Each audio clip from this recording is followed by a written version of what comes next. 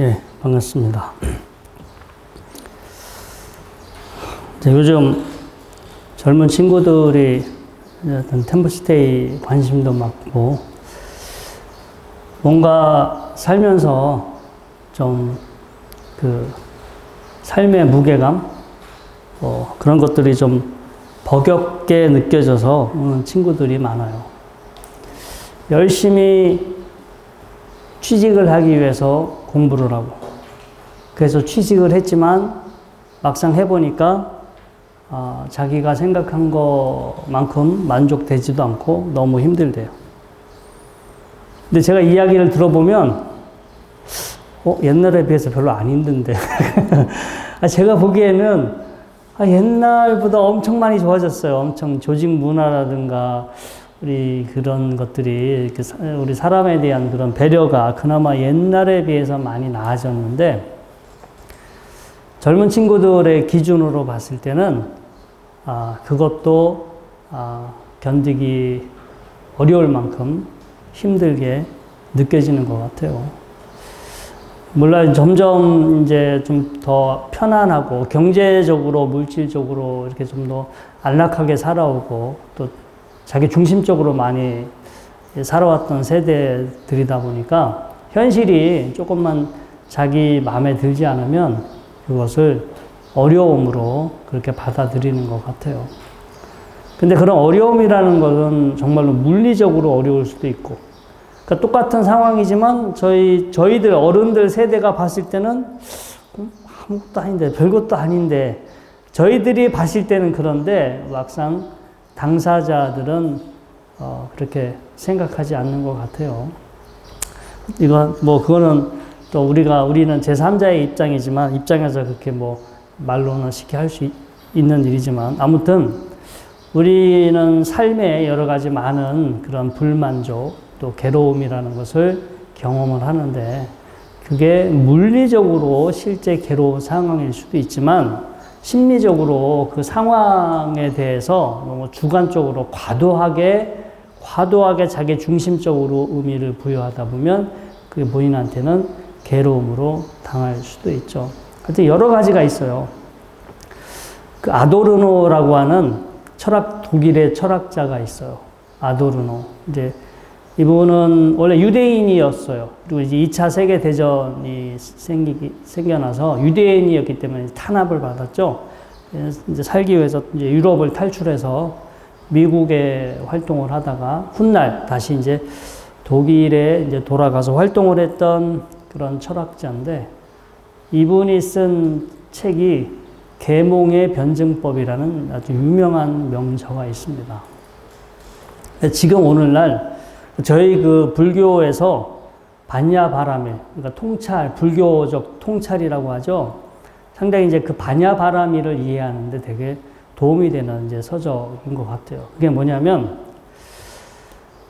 옛날에는 정보가 없잖아요. 과학이나 교육이나 이런 것들이 거의 이제 발전하기 전에는 그런 정보가 없으니까 세상에 모르는 게 너무 많아. 도대체 왜 비가 내리는지, 또 왜 비가 안 내리는지, 또 왜 이렇게 갑자기 전염병이 돌아서 왜 사람이 죽는지. 옛날에는 그런 예기치 않은 상황을 겪는데 이해가 안 가는 거예요. 이 원인을 모르는 거야. 원인을 모르니까 그것을 본인들이 왜 그럴까라고 자꾸 사유를 하잖아요. 사유를 해서, 눈에 보이지 않지만 신이 있다. 세상에는 어떤 신이 존재하고, 신이 우리를 벌 주기 위해서 병도 돌게 하고 이렇게 가뭄이 들게도 하고, 또 신이 우리를 보살펴 주기 위해서 또 이렇게 사냥감도 주고 농사가 이렇게 풍년에 들게 하고, 그러니까 그 당시에 본인들이 세상을 이렇게 봤을 때 도대체 뭐가 뭔지 모르는데, 본인들이 살고 있는 세상을 뭔가 본인들 스스로 뭔가 이거 납득을 시켜야 돼. 이 세상에 벌어지는 일들이 왜 이런 일이 벌어지는지 당시에 자기들의 수준으로 세상을 해석하는 거예요. 그래서 거기서 신화가 생기고 또 종교가라는 게 생겨요. 근데 그게 당시에 생겨나는 배경은 모르니까, 뭐가 뭔지 모르니까 보이지 않는 힘, 보이지 않는 뭔가 순리, 보이지 않는 존재가 있고 그 존재들이 우리들의 어떤 삶을 이렇게 뭔가가 좌지우지한다. 아무튼 그래서 신화라는 거가 생겨나게 돼요. 근데 그 신화는 그때 당시는 이해가 가지 않던 거를 이해가 가게끔 나름대로 그냥 생각을 만든 거예요. 그렇게 돼야만 뭔가가 뭔지 모르는 세상이 이해가 되기 때문에 그렇게 사람들이 생각하기 시작했어. 근데 그렇게 해서 계속 사람들이 생각하고 그러한 어떤 그 신화적인 어떤 논리에 그 틀에 완전히 갇혀서 살면은 어떻게 되겠어요? 사람이? 그냥 어떤 종교적으로 그냥 맹신으로 사는 거지. 그러니까 이제 그 선조들은 도대체 이 세상이 이해가 안 가고 세상에 뭐가 뭔지 모르고 내 마음대로 안 되니까 분명히 뭔가가 있을 거다. 신이 있을 것이다. 라고 이제 그렇게 생각하기 시작했고 그게 하나의 이제 강한 신념 전통으로 자리를 잡으면 사람들은 너무나 그걸 당연하게 너무나 익숙하게 받아들이게 돼. 그러면은 완전히 또 그 틀에 갇혀서 살잖아요. 그래서 중세시대 우리가 암흑의 시대라고 하죠. 일종의 종교적 신념으로 완전히 갇혀 살다 보니까 다르게 생각할 줄 모르고 다르게 바라보지 못하고 그래 오랫동안 어떤 특정한 세계관으로 그렇게 살아가게 돼요. 그래서 나중에 이제 뭐 르네상스 운동도 일어나고 이제 유럽에서는 계몽 운동이 일어나. 야, 너무 우리가 이 종교라는 거에 너무 갇혀서 그 안에서 갇혀서 사니까 그런 것들을 거기서 벗어나자. 우리를 옥죄고 있는, 우리를 이렇게 뭔가 이렇게 규정하고 있는 어떤 신념 체계, 가치 체계. 근데 그거는, 이제 그게 시대가 변하고 조금씩 과학이나 학문이 발전하면서 본인들이 생각하기에도 너무 터무니가 없는 것 같아. 과거에는 너무나 당연하고 그래서 그거를 이렇게 믿고 살았는데 세월이 지나면서 생각해 보니까 본인들이 생각하더라도 너무나 우리가 완전히 그 맹목적인 신앙이나 이런 거에 너무나 갇혀서 사는 것 같다. 그래서 거기서 벗어나야겠다 해서 그렇게 시작한 운동이 이제 서구 유럽에서 1700년대 이런 때 계몽주의 운동이 시작하죠. 계몽주의. 계몽이라는 게 뭐예요? 뭔가가 좀 더 정신 차리고 합리적이고 이성적으로 생각하자. 이게 이제 계몽 운동이라는 거예요. 근데 아까 그 아도르노라는 이 사람의 주장은 뭐냐면 그렇게 해서 무언가 우리가 깜깜하게 어떤 우리도 모르는 어떤 가치나 신념 체계에 그냥 저절로 그냥 관습적으로 이렇게 갇혀 살다가 거기서 벗어난 것이 일종의 이제 계몽인데 근데 그게 그 당시에는 그게 최선이었어. 가장 진보적이었어. 과거에 오랜 세월 동안 우리를 지배했던 어떤 그 관습, 오래된 관습이나 이런 거 딱 버려버리고 그때 새로운 시대에 부합되는 그러한 논리로 다시 생각하고 세상을 바라보니까 그게 일종의 이제 되게 합리적인 것 같고 이성적인 것 같고 그래서 그거를 우리가 이제 계몽이 됐다. 우리도 옛날에 새마을 운동할 때 그 계몽하는 계몽. 그냥 무지몽매하게 뭘 모르고 살았는데 뭔가 새로운 신물물, 새로운 사상을 배워서 사람의 이렇게 마음의 의식이 더 발전하는 것을 우리가 이제 계몽 운동이라 하잖아요. 그 새마을 운동도 우리가 대표적으로 계몽 운동에 해당이 되는데 그런데 그러한 계몽도 그때 그 시절에는 그게 맞아. 그 시절에는 맞는데 그게 어떤 시대가 흐르거나 상황이 변하거나 학문이나 어떤 과학 기술이 더 진보하게 되면 그것도 또 다른 신화가 되는 거야. 그때 당시는 기존의 신화적인 어떤 그 가치 체계에서 벗어난 합리적인 어떤 그 차원인 것 같았는데 그것도 시간이 지나면 그 수준과 한계, 그 나름의 수준과 한계가 있고 근데 그것도 일종의 신화적인 차원으로 이렇게 전락하게 되는데 사람들은 거기 한번 익숙해지면 그거를 버리기도 어렵고 거기서 헤어나기도 어렵고.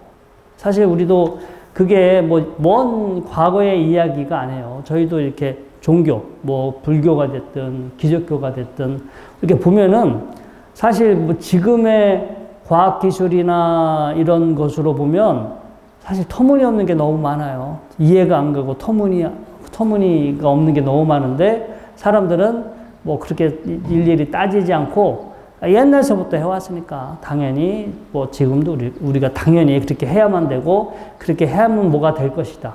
어떤 인과관계를 따지지 않아요. 뭐 저희 절만 보더라도 이렇게 공부를 하시는 분들도 있고 어떤 분들은 공부가 필요 없는 분들도 있어. 그러니까 이론이고 논리고 필요 없어. 그냥 법당 가서 읽으라는 거 읽고 뭐 법당 가서 하라는 거 하고 그러면 다 되는 줄 아시는 분들도 의외로 많아요. 근데 그분들은 그렇게 배웠고 그렇게 오랫동안 해왔기 때문에 그게 그분들한테는 너무나 당연해. 그리고 그러한 방법이 아닌 다른 방법을 알려주면 되게 거부감을 가져요. 본인이 해왔던 거를 너무 당연하게 이제 받아들이죠. 그래서 우리가 신화는요, 신화는 옛날 그리스 로마, 뭐 우리 단군 시대, 뭐 삼국 시대, 그때만 신화가 있는 게 아니라 지금도 우리가 살아가고 있을 때 끊임없이 어떤 신화가 생겨나. 그러니까 우리는 몰라. 모르는데 그 모르는 어떤 것을 우리 나름대로 이해하고 이럴 것이다. 뭔지 모르지만 이럴 것이다 라고 우리 마음속으로 뭔가 그럴듯한 논리를 만들어내. 그런데 그게 이제 정확히 그 현실하고 그대로 매치되는 건 아니에요. 그냥 모르니까 막연하게 그럴 것이다 라고 어떤 자기만의 논리를 만들고 가치 체계를 만들고 그러면 그게 신화가 되는 거예요. 지금도 그러한 신화는 계속해서 만들어져.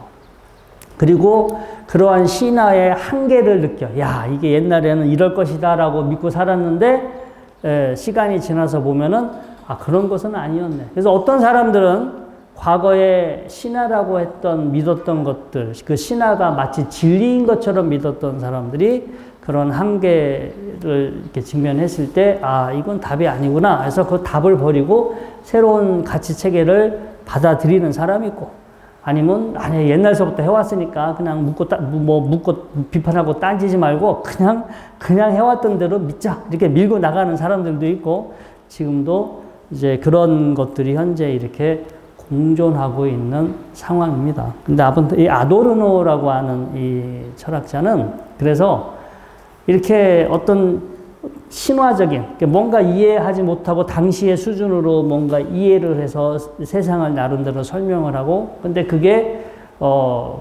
되게 이제 부족한 부분이 많았죠. 시간이 지나면 이제 하나의 신화처럼 전락하고, 그거를 해체시키고 극복하는 새로운 사상이 나오고. 근데 새로운 사상이 나왔다 하더라도 그것도 때가 되면 또 다시 신화로 전락하고 또 그것을 그 신화적인 차원에서 벗어나게 해주는 새로운 더 합리적인 이제 이론들이 나오게 되고. 근데 이게 계속해서 끊임없이 반복되고 있는 상황이다. 우리가 살아가고 있는 세상이. 그래서 우리는 아직까지도요, 뭐 지금도 우리는 과학문명이 되게 많이 발전한 것 같은데 모르는 게 너무 많아요. 아직 그렇게 의술이 발달을 해도 못 고치는 병도 많고, 그 다음에 아무리 뭐 우주선을 띄우고 뭐 한다 해도 아직 우주의 비밀, 우리가 어디까지 알고 어디까지 모르는지 몰라요.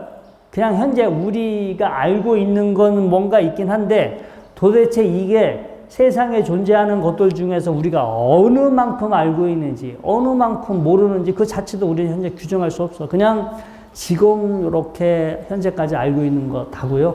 이게 또 100년, 200년이 지나면 저희들이 알고 있는 것보다 좀 더 많이 알겠지. 근데 그때가 되면은 지금 우리가 사실이다, 진리다라고 생각했던 게 그때 사람들은 지금 우리가 사실로 진리로 받아들이는 것을 그때 사람들은 신화로 생각할 거야. 야, 100년 전의 사람들은 이렇게 생각했다더라. 우리는 너무나 그게 당연한 사실이지만 100년, 200년 후의 세대들은 그렇게 생각하지 않을 거예요. 그래서 우리가 현재 이거는 우리 바깥에서 벌어지는 일뿐만 아니라 우리 안에서 여러분들 안에서 막 지금 여러분들이 늙어가고 있고 여러분들이 뭐 어떤 때는 행복하기도 했다가, 뭐 어떤 때는 뭐 슬프기도 했다가, 어떤 때는 막 컨디션이 좋았다가, 어떤 때는 막 졸리고 피곤하고, 여러분들 안에서도 지금 뭐 반응이 일어나잖아요. 지금 일어나고 있어요? 안 일어나고 있어요? 일어나고 있는데, 그걸 우리가 지금 다 이해하고 있을까요? 아니면 그냥 모르고 그냥 살까요? 그냥 잘 몰라도 사는데 지장 없죠? 그냥 살아요. 그냥 뭐 밥 잘 먹고 잠 잘 자고 그냥 뭐 어디 안 아프고 그냥 이렇게 살다 가는 거야. 그냥 그때그때 뭐 살다 보면 뭐 어떻게 좋은 일이 있겠지. 살다 보면 뭐 어떻게 했지 하고 그냥 사는데, 살긴 사는데 정확하게는 몰라. 정확하게 모르는데 알려고 해도 또 몰라. 알려고 뭐 아무리 이게 뭘까 백날 들여다봐도 보이지도 않고, 그냥 남 학자라든가 무슨 뭐 과학자들이 뭐 하나 발견하면 아 그런가 보다라고 그때 가서 그런 조금 생각이 바뀌는데, 근데 아무튼 뭘 모르니까 어떤 현상이 벌어지냐, 남들이 뭐라고 하면은 그런 줄 알고 그냥 믿어버려. 응? 이 절에 와서 여러분들 뭐 불교 공부하는 우리 교수님들이나 스님들이나 뭐 이렇게 공부하잖아요. 결국은 남 얘기잖아. 예? 뭐 누가 깨달았다더라. 근데 깨달은 사람이 이런 얘기를 했다더라. 근데 그 사람이 깨달았는지 안 깨달았는지 어떻게 알아요? 저도 이렇게 유튜브를 보면은 자기 얘기하는 사람이 없어. 어느 다른 사람 이야기를 꼭 갖다 대. 어느 큰 스님의 이야기. 아니면 저 1000년, 1500년 전 중국의 어떤 스님의 이야기. 그러니까 자기도 모르는 거예요. 자기도 모르니까 맨 남의 얘기만 해주는 거야. 남이 누가 이렇다더라. 남의 논리만 그렇게 설명을 하고, 또 새롭게 배우는 사람은 그게 또 진리인 줄 알고 열심히 또 공부하고 또 외우고 하잖아요. 누가 얘기하면 교수님이, 저명한 교수님이 얘기하면 그런가 보다 해가지고 또 공부해서 그걸 머릿속에 믿고 이제 마치 그것을 사실인 것처럼 생각하고. 제가 보기엔 서로 모르는 건 마찬가지인 것 같아. 그렇게 저 자신도 마찬가지지만, 그렇게 말을 하고 있는 사람이나, 그렇게 공부하고 있는 사람이나, 그냥 뭐 일종의 단편적인 거예요. 단편적인 하나의 지식에 불과한 건데, 마치 그것이 정답인 것처럼, 그게 해결책인 것처럼 사는데, 그것도 따지고 보면 그냥 신화예요. 자기 착각이야. 일시적인 자기 착각이고, 여러분들도 지금 이렇게 뭐 절에 나와서 공부를 하시면, 절에 와서 공부한 게 있잖아요. 그거 여러분들 계속 열심히 공부하시잖아요. 10년 뒤면 생각이 바뀔 거예요. 제 자신도 제가 고등학교 때 생각했던 불교, 대학교 때 생각했던 불교, 또 출가했을 때의 불교, 계속 포교하면서 생각하는 불교. 지금 이제 나이도 많고 법납이 많아지면서 계속해서 저의 이제 경험이 축적되어지면서 저는 제가 생각하는 불교에 대한 그 생각들이 계속 바뀌어요. 그러면 지금 알고 있는 게 정답이냐? 몰라요. 또 10년 뒤면 또 바뀌니까, 10년 뒤면 또 바뀌니까 이게 또 정답은 아닐 수도 있어. 그래서, 이런 우리가 알고 있는 어떤 가치 체계, 신념 체계는 답이 아닙니다. 답이 아니고, 그냥 진행 과정이에요. 진행 과정이고, 그게 또 100% 답이 아닌 건 아니에요. 어떤 상황에서는 맞아. 어떤 상황에서는 답인데, 그걸 전체화시키고 객관화시킬 수는 없어요. 어느 상황에 맞는다고 해서 그게 다 맞는 건 없다. 여기 지금 뭐 갑자기 연세 드신 노 보살님이 뭐 너무 힘들어서 스님 너무 힘든데 어떻게 하면 좋겠냐고 저한테 상담을 하러 오면 저는 그냥 법당 가서 108배 하시고 108배 하시고 경전 하나, 금강경이 됐든 경전을 하나 읽으시고 아니면 온만이 반매음을 외우든 광명진언을 외우든 뭐 진언을 열심히 하세요. 왜냐? 뭐 어떻게 그걸 일일이 이론적으로 설명할 수가 없어요. 그분 설명해도 이해도 안 되고 받아들이지 않고 지금 너무 힘들어 죽겠는데 뭐 이런 거 생각하고 따지지 않아도 곧바로 실행할 수 있는 걸 그분들한테 알려줘서 잠시 지금의 힘든 고통을 잊어버리게 해줄 수 있는 방법을 일러줘야 되기 때문에 뭐 그분들이 오면 제가 할 수 있는 거는 그런 방법으로 도와주겠지. 근데 그거를 마치 불교의 전체적인 방법인 것처럼, 불교 수행은 그게 전부 다인 것처럼 생각하면 큰 오산이겠죠. 이제 하여튼 그런 거. 그래서, 이런 것들이 하나 이제 만들어져요. 그 시대 수준에 따라서 나름 세상을 이렇게 이해하고 세상을 바라보는 어떤 틀이 만들어져. 어떤 규범이 만들어지고, 근데 그게 너무 자리를 굳건하게 잡아. 자리를 굳건하게 잡으면 사람들은 그 비판하지 않고 그걸 받아들여. 마치 그렇게 하면 다 되는 줄 알아. 절대 그건 절대적인 답이 아니고 시간이 지나면 다시 폐기될 거야. 시간이 지나면 얼마든지 폐기될 가능성이 높은데 이거를 그 지혜가 없거나 이렇게 불교 공부, 진지하게 불교 공부를 하지 않은 사람은 위에서 누가 우리 스승이 뭐 선배가 뭐 이렇게 했다더라 그러면은 후딱 받아들이고 그렇게만 하는 거야. 뭐 다른 방법이 있는 줄을 또 생각하지 않고 열심히 무조건 열심히만 하면 되는 줄 알고 그렇게 하는 경우가 있죠. 그래서 오늘 이 직지 강의 때 오늘 그 주제의 내용이 바로 그런 거예요. 우리 그 사야다의 존재가 그 바수반두 우리 세친이죠. 유명한 우리 불교의 유명한 논사인데 이런 그 만나게 되는 어떤 하나의 그 이제 계기를 설명하는데 이 사야다 존자가 이제 인도를 이렇게 돌아다니는데 바수반두라고 하는 어떤 훌륭한 수행자가 있는데 너무 이렇게 열심히 계율을 열심히 해. 두타행. 이 두타행은 이 뒤에도 제가 설명을 했는데 두타라는 말이요. 인도말 이제 이 두땅가라는 말. 두땅가. 이게 그게 버리다는 뜻이에요. 내 안에 번뇌를 없애다. 번뇌, 우리 괴로움의 원인이 되는 번뇌나 그 오염원들을 버린다. 버리는 수행을 두땅가라고 해요. 내 안에 번뇌를 버려버리는 수행을 두땅가. 버려버리는 수행을 두땅가인데 그래서 이 청정도론에 보면 13가지 두타행이 나옵니다. 첫 번째 이제 분소이. 분소이는 버려진 천을 가지고 옷을 입는 거예요. 밑에도 제가 분소이 했죠. 시체를 쌌던 천, 또 굿. 네? 굿이나 제사 지내면서 행했던, 굿이나 제사 지내가지고 뭐 귀신 들린 사람, 병든 사람을 천으로 이렇게 씻거든요. 천으로 씻고 그 천을 버려. 여러분들도 어디 가서 무당이 누가 이렇게 그 정신병 걸려가지고 정신병 치료하겠다고 무당이 그 사람 목에다가 하얀 광목천을 두르고 구슬해서 그 악기를 광목천에 씻어가지고 그 천을 버렸어. 그 여러분들은 그 천 주워올 거예요? 절대 안 주워오지. 그냥 천도 아니고 그 악기를 천에다 담아서 씻어서 버렸던 천인데 우리는 그거 안 주워오잖아요. 근데 이 두타행을 하는 스님은 그런 천만 주워다가 가사를 해서 입는 거야. 그러니까 시체를 쌌던, 그러니까 아무도 가져가지 않잖아. 시체 쌌던 천. 그 다음에 이렇게 굿하면서 환자나 이런 사람 치료하면서 썼던 그런 그 천. 그러니까 일반인들은 도저히 가져가지 않는 천.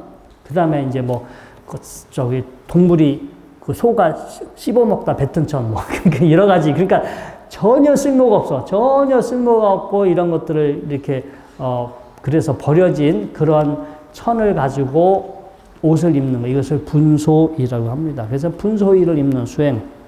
그 다음에 이제 이게 뭐 두타행이라서 여러 가지가 있어요. 그냥 딱 한 벌의 가사가 원래는 세트가 아래 치마처럼 있는 아래 가사, 그 다음 위에 짧게 있는 윗가사, 그 다음에 전체 우리 지금 한국에서 스님들이 있는 것처럼 넓은 약간 담요 비슷한 넓은 이제 그 대가사 3가지가 있어요. 그러니까 가사가 한 벌이 아니라 한 세트에는 3개예요. 아래 가사, 치마처럼 있는 아래 가사, 약간 짧은 위에다 입는 상의처럼 있는 윗가사, 대가사 해가지고 이거는 평상시 바닥에 잘 때는 침대처럼 깔기도 하고 말아서 베개로도 쓰고 참선할 때는 접어서 방석으로 쓰는 대가사. 바깥에 외출할 때는 대가사로 몸을 다 이렇게 감추죠. 이런 이제 가사가 이 세 가지가 한 벌입니다. 근데 딱, 요거 한 벌만 소유하고 나머지는 소유하지 않는 거. 이제 이런 것도, 두타행, 두땅가에 해당이 되고요. 그 다음에 뭐, 여기 보면은 탁발 음식만 먹겠다. 그러니까 보통 이제 부처님 당시도 초창기 때는 탁발을 했지만 이제 어느 정도 이렇게 좀 그 자리가 잡힌 후에는 신도분들이 집으로 초대해요. 집으로 이렇게 음식을 장만해 놓고 집으로 이렇게 공양청을 올려서 스님들이 집에 가서 이제 음식 대접을 잘 받죠. 근데 그렇게 하지 않고 무조건 탁발. 나는 집에 안 가고 그냥 이렇게 집집마다 다니면서 탁발해서 음식만 먹겠다. 이제 이렇게 하는 것도 두타행에 들어가고요. 아무튼 이렇게 해서 뭐 공동묘지에서만 수행하는 거, 나무 밑에서 하는 거, 진짜 이렇게 건물이 아니라 건물 바깥에서만 지낸다든가 이렇게 여러 가지 13가지 두타 행이 있어. 근데 이 청정도론에 보면은 이제 계율을 철저히 지키고 계율을 철저히 지키면서 이렇게 두타 행을 하면 이제 번뇌를 버리면서 강한 삼매의 힘을 얻을 수 있다. 이제 이런 표현들이 나와요. 그런데 이 두타 행이라는 거 아까 말한 인도말로 두따인가. 이 두따가 버리다는 뜻이거든요. 안가가 수행이라는 뜻이니까. 이게 뭔가가 내 안에 내가 가지고 있는 번뇌를 버린다는 거에 포커스를 맞춰야지 그냥 그 행위 어디 가서 그냥 이렇게 그냥 아까 말한 대로 분소히 버려진 천으로만 뭐 이렇게 입으면 뭐가 공부가 되는 줄 알고 아니면 그냥 내가 탁발만 다른 음식 먹지 않고 탁발하는 음식만 먹으면 아니면 내가 어디 가서 공무묘지 옆에 가서 지내기만 하면 수행이 된다는 아닌 거예요. 그건 하나의 겉으로 보여지는 형식이지 그런 것을 통해서 본질은 내 안에 적극적으로 내 안에 일어나고 있는 번뇌의 오염원들을 제거하기 위해서 하나의 방편으로 이렇게 하는 거지 이거 자체가 이렇게 하면 자연스럽게 도가 닦인다. 이렇게 하면 자연스럽게 수행이 되는 건 아닙니다. 이게 이렇게 해서 수행이 되면은 노숙자들이 다 부처가 돼 있어야 돼. 그래 안 그래요? 노숙자들이 여기에 기준으로 보면 두타행을 하는 거야 안 하는 거예요? 아, 길거리에서 살잖아. 길거리에서 음식 맨날 배고파는 거 먹으니까 지금 기준으로 보면은 완전히 오리지널 두타행이야. 그러면 그렇게 행위하는 것이 곧 공부다 해버리면 다 그분들이 이미 다 성불이 돼 있어요. 도인이 돼 있어야 되는데 도인이 돼요 안 돼요? 안 되는 거예요. 이건 형식이야. 하나의 형식이지 그 형식과 도구가 그대로 목적이 돼서는 안 된다는 거야. 근데 아무튼 그 사에다 존자가 이렇게 바수반도라고 하는 그 훌륭한 스님이 있는데 덕망이 있어. 근데 정말로 큰 그릇인데 제도하면은 큰 어떤 그 그릇이 될 것이다라고 있는 동네로 찾아가서 넌지시 그 제자들한테 사실은 정보를 흘립니다. 야, 자네 스승들은 이렇게 하루 한 끼만 먹고 이렇게 열심히 두타행을 하는데, 그 정도만 가지고, 깨닫는 것이 아니다. 이런 식으로. 그래서 이 말이 이 바수반두한테 귀에 들어가고, 이제 바수반두가 이 사야다 존자를 찾아와서 어떻게 수행을 해야 합니까? 라고 이제 이야기하게 되고, 요지는 그거예요. 수행의 본질이라는 것은 버리는 것이고 머물지 않는 것이다. 버리고 머물지 않는 것이 하나의 이제 수행의 본질이다라는 것을 짤막하게 설명을 해주고, 이 바수반도 존자는 사실은 오랫동안 공부를 해왔던 분입니다. 오랫동안 공부를 해왔고, 꼭 이런 내용만 아니더라도 사야다 존자로부터 좋은 가르침을 받아서 이제 더 큰 깨달음을 얻고, 바수반도는 우리 불교 역사에 기록이 되는 훌륭한 논사죠. 아마 이 사야다 스님을 만나지 않았더라도 바수반도 스님 그분 자체로는 그 스스로도 이미 훌륭한 인물이었을 겁니다. 아무튼 이제 직지에서는 이 스승과 제자의 어떤 연결 관계로 봐야 되니까 이 맥락에서 사야다 존자를 만나서 그렇게 해서 이 도를 깨달은 것처럼 그렇게 나왔고요. 아무튼 이 대목에서 중요한 것은 제가 아까 이 강의 시작하면서 말씀드린 것처럼 제가 아도르노라는 이 철학자의 그 계몽의 변증법, 뭔가가 똑같은 거예요. 뭔가 이렇게 하면 깨달을 것이다 라고 했는데 우리가 그 깨달음의 도구, 깨달음의 형식에 우리가 너무 갇혀 살아. 마치 그것이 답인 것처럼. 저는 어느 비구니 스님이 저보고 승복 개판으로 입고 다닌다고 하고 왜 이렇게 전통적으로 옷을 안 입고 다닌다고 저한테 잔소리를 해서 제가 잘못했습니다 하고 근데 저도 그냥 성의 없이 근데 내가 봐도 아니 도대체 전통적으로 입고 다니는 게 뭘까? 제대로 하면은 부처님처럼 속에 아무것도 아니고 가사만 두르고 살아야 그게 어떻게 보면 전통이죠. 근데 그게 오늘날 우리나라에 어떻게 또 맞아요. 우리가 지금 이렇게 안에 회색 승복 있잖아요. 이거 조선시대 복장입니다. 조선시대 복장이에요. 조선시대 그때 선비나 뭐 우리 가서 장상 같은 거 봐. 여러분들 사극 보면은 거기 대신들이 뭐 그때는 여러 가지 색깔로 염색이 돼 있지만 도포 입잖아요. 도포. 예? 불교 스님들만 도포 입는 게 아니에요. 우리 도사들도 왜 이렇게 도포자락 입잖아요. 우리 장삼은 그때 당시 입었던 이제 도포. 그 다음에 이렇게 우리 두루마기 봐봐요. 이거 하얀색으로 입고 다니면 뭐가 돼요? 스님들이 입는 두루마기 하얗게 입으면 옛날 평밀들은 하얗게 입었잖아요. 그냥 하얗게 입으면 조선시대 이제 평민들이 하얗게 입었고 스님들은 그거를 회색으로 그냥 물들여서 입었을 뿐이고 그 흔적이 지금 남아 있어가지고 지금 저희들이 이렇게 입고 있죠. 그리고 요즘은 이것도 계속 변하니까 이 스님들이 입던 재질도 계속 변합니다.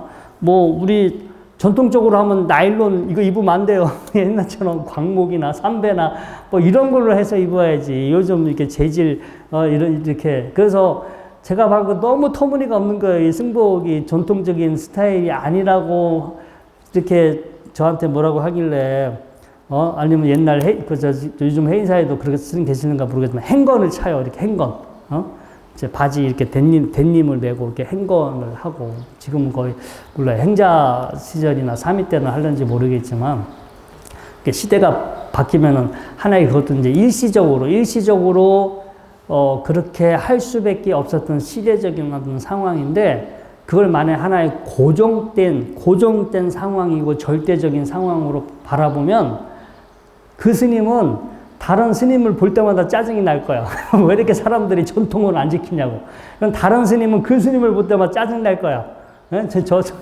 저렇게 생각이, 저렇게 완전히, 저렇게 고집세고 완전히 옛날 생각에 저렇게 갇혀서 살면은 주변 사람들 얼마나 피곤하게 하겠어요. 그러니까 서로 괴로운 거지.